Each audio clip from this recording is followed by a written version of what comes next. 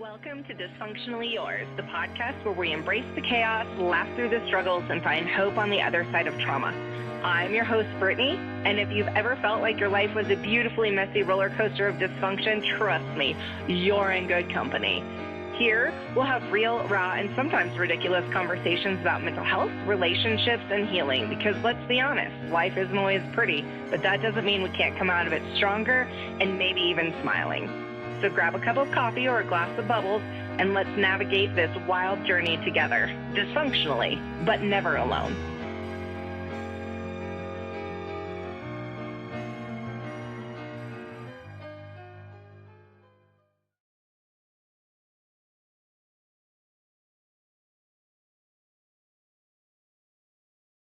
Well, welcome back, friends, to another episode of Dysfunctionally Yours. I'm your host, Brittany.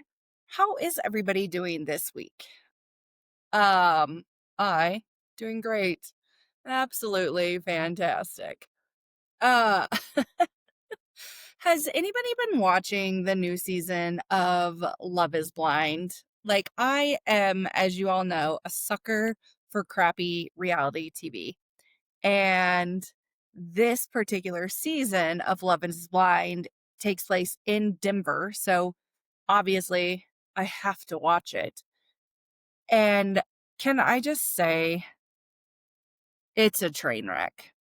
It is absolutely just a train wreck. Like, I find myself being like, yep, that's why you're all single. Everything that's happening is why you're single. And that sucks to be you, I guess. No, these people are absolutely just ridiculous. The girls are as whiny can be. The men are, I don't even know what's happening there, right? Because on the one hand, I'm like, I can't tell if you're being a jerk and you just really aren't that into her, or like, is she this level of extra that you're like, I don't even know what to do. It's so hard to tell. It's genuinely hard to tell. And then like the amount of crying that everybody is doing, and I am an emotional girl. Like, I have no problem shedding a tear, like, at all, ever. But come on, like, these girls are crying, the men are crying, everybody, there is so much crying, and just, uh, no, it's tragic. It's tragic. I don't know what's going on. And then the other part of me is like, well, maybe it's just because, like, I'm that much older than all of these people now, right? Like, some of these people are only 24 years old, and it's like, well, I guess I was also a basket case at 24 years old, so I can give a little bit of grace there, but maybe we should not be rushing to get 24-year-olds married that actually don't know who they are or what they want in their life. Like, maybe we need to actually raise the age bracket on this show, and it should be like 30 to 45 or something like that. Like, and then I'm like, are these real job titles? He's a luxury watch dealer. Is that real, or is that code for I work at Hellsberg Diamonds? And also, no judgment. I just am like, are we giving a more grandiose title than is warranted? I don't know. Am I going to keep watching it? Of course I am. Of course I am. Am I going to continue to think that everybody is a train wreck? Yes. That is also yes. So there's that. There's my take on Love is Blind. I also just started watching Nashville. I am aware that I am like 13 years behind the times, but like, what a great show. Like, welcome, Brittany, to this show. Okay. The other day, I was on TikTok Live, and I decided while I was on TikTok Live that I was going to also encourage, like, I was going to go live on a set day to talk about the podcast specifically. And so I have decided that Wednesday, this upcoming Wednesday, I'm going to go on at 6 p.m. Central Time, which is 8 p.m. Eastern Time. And I'm going to be on from 6 to 7 p.m. for an hour just to, engage with the community. So I will remind you again at the end of the podcast. But I thought that that would be, cool. Also, while I was on there, I convinced myself to go to karaoke by myself. I just randomly was like, I'm going to go to karaoke all by myself. So I do. I walk over to karaoke, hanging out, chilling, enjoying myself immensely. Then I decide what means safety anyways? Like who knows? I decide that this group of people that I don't know, but they all seem to know each other, this group of people that I don't know, they are relocating to a different place. And they're all like, do you want to come? And I was like, well, yeah, sure, I'll come. What is happening right now? I don't even know. I don't go out like that. And now I'm out with total strangers. Then I thought everybody was Ubering, and I didn't realize that it wasn't an Uber until I was like in the car and realized it was one of the people driving. And I'm like, oh my God, am I going to get kidnapped? Am I getting stolen? What on earth is even happening right now? And I like call my best friend on the phone. I end up on the phone with my best friend. And I'm like, oh God, this is all these people that I'm with. Like, please don't let me die. What is my best friend going to do from 2,000 miles away? I don't know. But, that was like, what is happening, Brittany?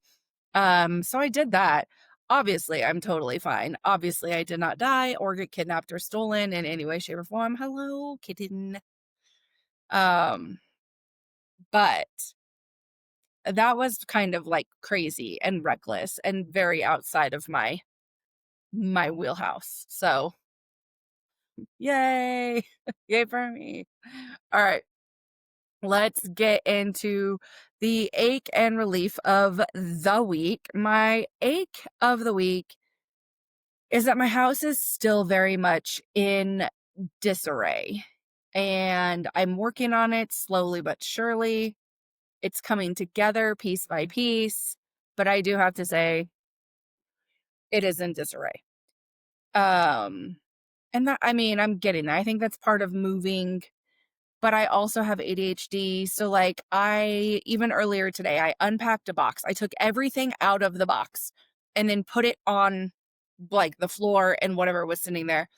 Then I grabbed something. I walked across the house to put it away somewhere that I wanted it. Then I got there, found a different box and started going through that and made a mess out of that, instead of just really being able to focus on like one box at a time, start to finish. No, that's not how I do things. So, it's a process. It's a process. Also, I'm waiting for furniture to arrive. And I think once furniture arrives, it'll help things come together a little bit more fluidly. Maybe, who's to say? Or maybe that's just the excuse I'm telling myself to excuse myself from being, so neurotic about how I put things away. I don't know. But that is my ache. That is my ache. My relief of the week is that the same way my house is coming together slowly but surely, I feel like my nervous system is regulating again slowly but surely. I know I mentioned just kind of in passing that there's just been a lot of chaos, and not necessarily in passing. I talked about it on a whole different episode a few weeks ago. Like there's a lot going on in the world of me, and with all that's going on, it's really kind of wreaked havoc a little bit on my nervous system, on my anxiety, on my just brain cells. And so I do feel all of that coming back together slowly but surely, and that makes me very happy. It makes me very, very, very happy. So that is definitely my relief. Um, all right. So last week I said we were going to talk about trust. So like let's talk about trust. Like the word alone probably made a few of you even just clench your jaw. Like, oh God, I'm about to be very exposed. And me too. I'm about to expose myself and feel very seen. And this is this is how we're going to get through this together. So trust is one of those things that everybody says that they want, but nobody really knows how to build again once it's broken, right? And if you listen to last week's episode on hyper independence, this is basically the prequel, like the why behind that I'll just do it myself energy that comes in that hyper independence. Uh, because because here's the truth. Hyper independence doesn't come from being a type A personality. It comes from being let down one too many times. Somewhere along the way, you just stopped trusting other people and quite possibly stopped trusting yourself as well. I know there was like even comments left that's like, yeah, I'm this way because it's control of a situation. I'm like, it's probably it's not so much control of a situation. It's just lack of trust that anybody else is going to follow through the way that they're supposed to. And that is what we're talking about today, like that level of trust. Not just the like, oh, well, you didn't tell me where you were and now I don't trust you, like something deeper, something bigger at its root. At its core, trust is the belief that someone, including you, that someone will do what they say that they're going to do, that you are safe with them. And by safe, I mean mentally, emotionally, physically, right? All of those things matter, like not just like a physical safety, but also like that mental and emotional safety. Like that is, very important as well. That you won't twist your words, you won't be gaslight, you won't gaslight, and you won't weaponize people and their vulnerability. This sounds easy, right? Like, oh, well, I'm a good person, I wouldn't do that. It doesn't matter. Like, you don't actually have to be a bad person to break trust or to have that trust broken, on your end. So it's not actually all that simple. And then obviously there's those of us that grew up in chaos where trust was just basically a contact sport. Like it not even that. It was just like the MMA fight of your life all day every day. So like it's not that easy. We all have situations. And I refer back to like this you grew up in chaos, but I can also acknowledge that life circumstances along the way really can break trust. If you've gone through a tumultuous divorce, that can break trust. That can really cause some damage there, right? So it doesn't have to be a childhood. It could be something at work. It could be a divorce. It could be something with friends. Like it doesn't necessarily have to come from this childhood, but I am kind of focusing on the fact that it can stem back that far, that if you grew up in that level of chaos, if you were raised by a narcissist or in an abusive home, trust isn't given ever. Like it's like playing Russian roulette. Like it's just a gamble all the time. Like you learn that people that are supposed to protect you can also be the ones that hurt you the most. And again, that can be physically, mentally, emotionally, all of the things, right? Your brain in situations like that where you're learning that these people that you're supposed to be able to trust, when you realize that you can't, your brain rewires itself altogether. And it rewires itself to say, don't rely on anyone. Don't believe anything you even feel.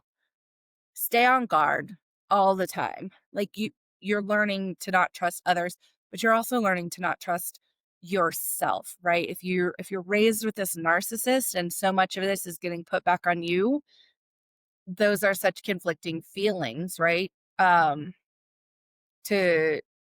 to feel like, oh, I can't trust you. And then that script is flipped on you and you're gaslit into believing that you're actually the one that did something wrong.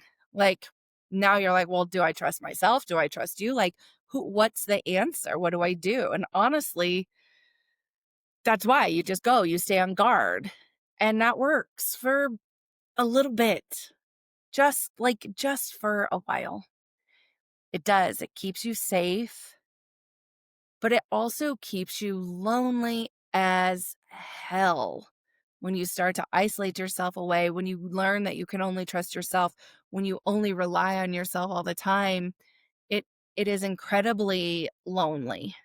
And that's not good for us either, right? Like so that sucks.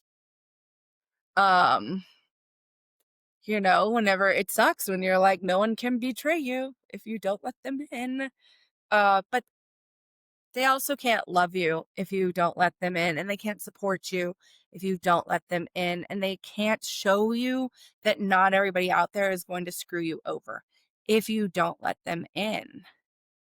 So that's the overlap with the hyper independence that we talked about last week. It's not that we want control all the time. It's that control just feels like safety. And I did say that exact thing last week, that it's safety. Relying on other people feels like walking into traffic and hoping that the cars just stop. So we do it all on our own. And that's not strength. That's fear dressed in competence. Like it's just fear masquerading as something else. Um, and the joke of all of it is we stop trusting ourselves too in that situation. Every single thing becomes a debate. It's the am I overreacting? Am I crazy? Am I too much? Is my gut right? Or am I just traumatized? You start convincing yourself, like whenever you respond in this vulnerable kind of way and it's not received well, you're like, oh, well, that was my bad. I should have handled that different. I should have handled that better. Like you start taking all of this accountability for things that maybe aren't yours to take accountability for. Maybe it actually is somebody else. Maybe somebody else didn't show up the way that they needed to, but you're just going to respond the way that you know to respond to keep things safe. And so that causes havoc too. Whenever we can no longer trust ourselves, we can no longer trust that we're showing up as our best versions all of the time. And, that creates more anxiety and that creates more of this, like the questioning um, and then you kind of like, you start outsourcing your intuition to everyone except you. When in all actuality, you know yourself better than anybody else does. But now you're pushing that out. You're asking others. And like, what the fuck do they know? Like, let's be for real, for real. I could go ask 20 different people about myself right now, and 20 different people would say 20 different things about me. Does that mean that they don't know me? No, of course not. It just means that they have 20 different perceptions of who I am, how I respond, how I act, and 20 different types of interactions. So, like, that's a lot. Let's not outsource to 20 different places, hoping that we're going to get the one right answer. Like, we have to learn to trust ourselves. We have to learn to advocate for ourselves. And in doing that, we're going to start to make progress with others as well. Or, I mean, that's the goal, right? Like me personally, that's the part that I have spent so much time in therapy working on, is rebuilding like my self-trust, that I'm not a bad person just because somebody else tells me that I am, that I'm not a bad person or I'm not unlovable just because somebody else doesn't love me or doesn't say nice things to me. Um, like because somebody else wants to tell me that I'm crazy, that I did this, that I did that. That doesn't make that true all of the time. And I have to learn to trust myself, my own intuition, and my own abilities. Because if you can't trust your own judgment, you're basically just trying to like navigate this world with like your GPS on your phone screaming at you like redirect, redirect, redirect. Like that's not, you can't have that. Like you know your path that you're going on, and you can't have these outside voices constantly telling you that. Does that make sense about like just the being able to trust ourselves, right? Like I've been very open about the fact that like I was raised by, you know, a narcissistic sociopath.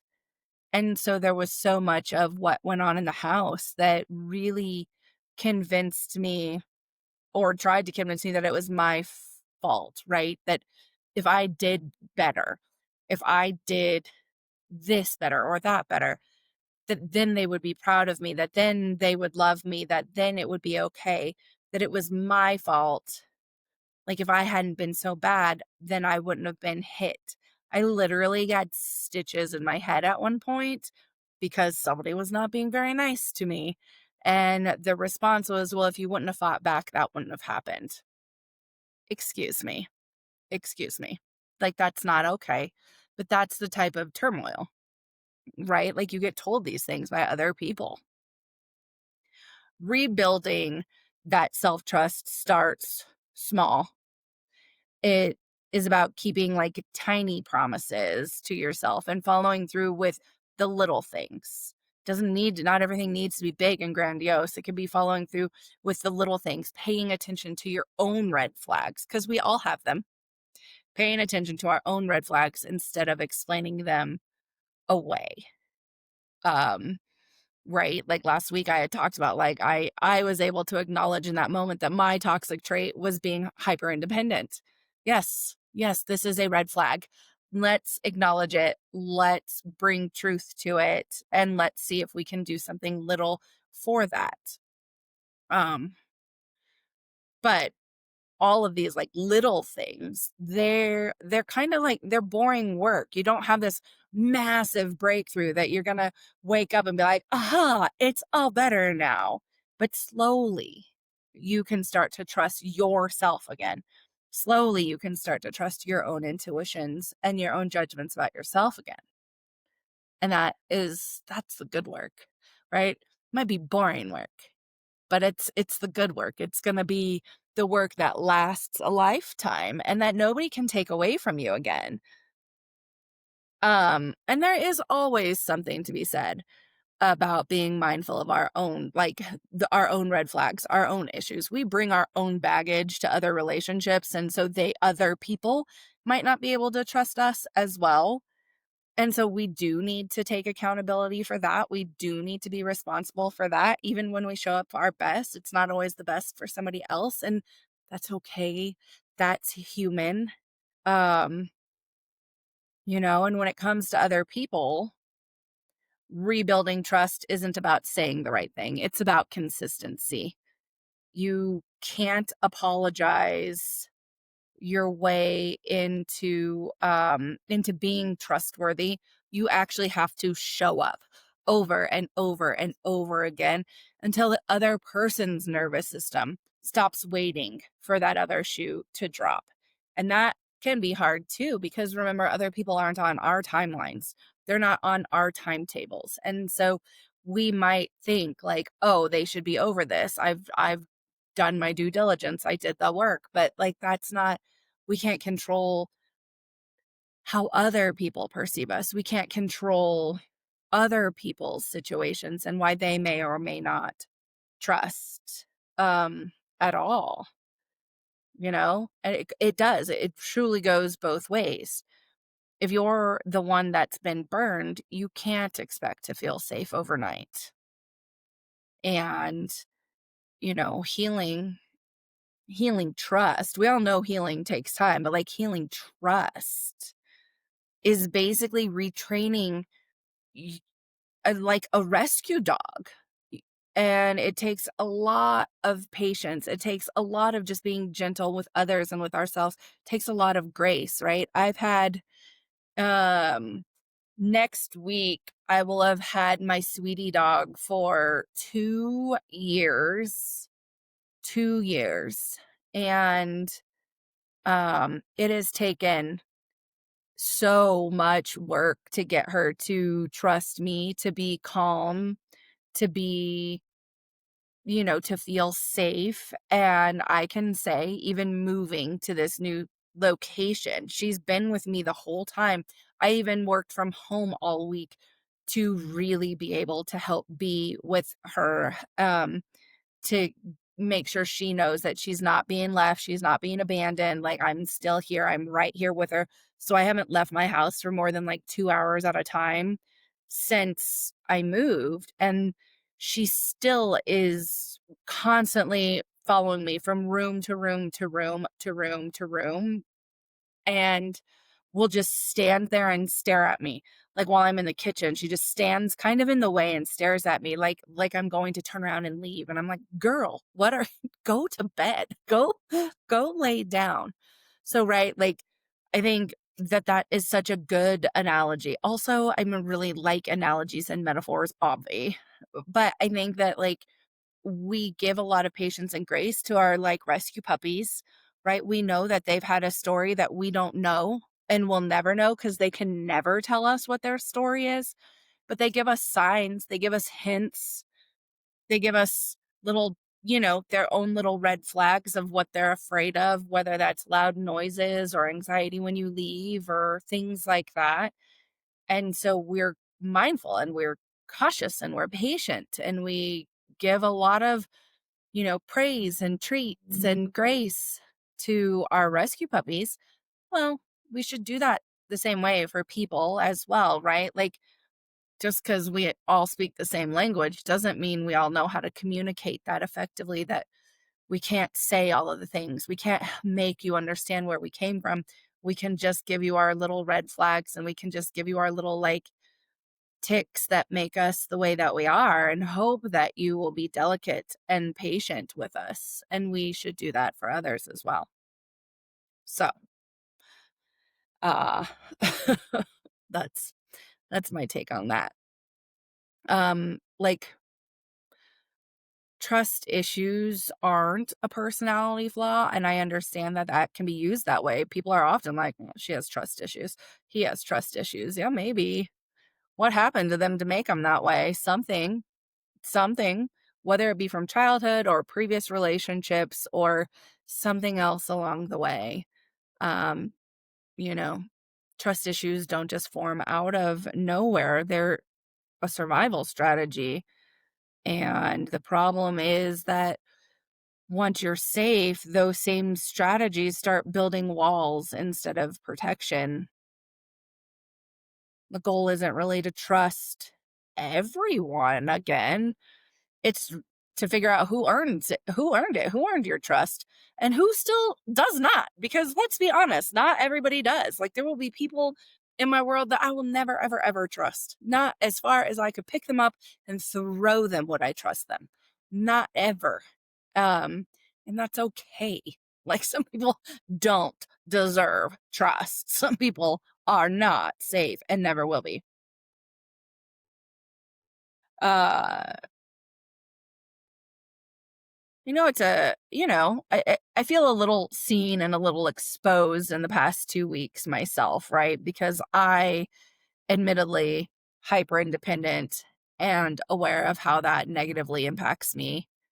I am aware that I have trust issues, and I am also aware that my trust issues have done damage to, like, push people away from me as well, right? I've built walls that far, far exceed just a boundary. Like, they are hardcore walls that, you know, are impenetrable, and that makes it hard for others as well. Like, people just wanna love you.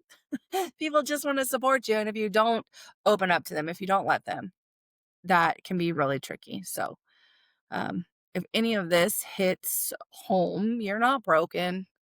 Um, you're not broken. You just learned the hard way not to keep that every you just learn the hard way that not everybody keeps their promises. And You can start with one person, and that's yourself, to rebuild those. You have to be able to trust yourself as you're going off into this world, right? Right. All right. All right, my dysfunctionals. This week, I did ask you on the social medias what makes you dysfunctional when it comes to trust. The answers have been just pure gold. If you haven't shared yet, drop me a message on a story in the DMs and whatever.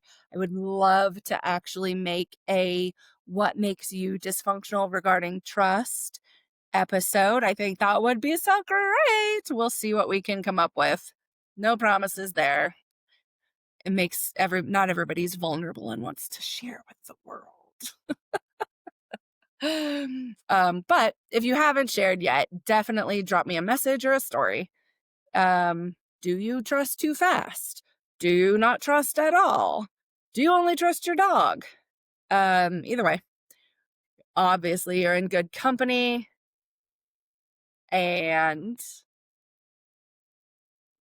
stay tuned next week. New episodes come out every Monday on all streaming platforms. The unedited version comes out on YouTube. You can like and subscribe because it's how we navigate around here, right? We support our friends. You can follow on the social medias on TikTok and Instagram at Dysfunctionally Yours Podcast. Again, I will be live streaming on the Dysfunctionally Yours Podcast TikTok Wednesday at 6 p.m. Central Time, which again is 8 p.m. Eastern Time. So tune in. I look forward to seeing you, talking to you, engaging with you. And until then, don't be afraid to be great. Toodles, poodles, bye.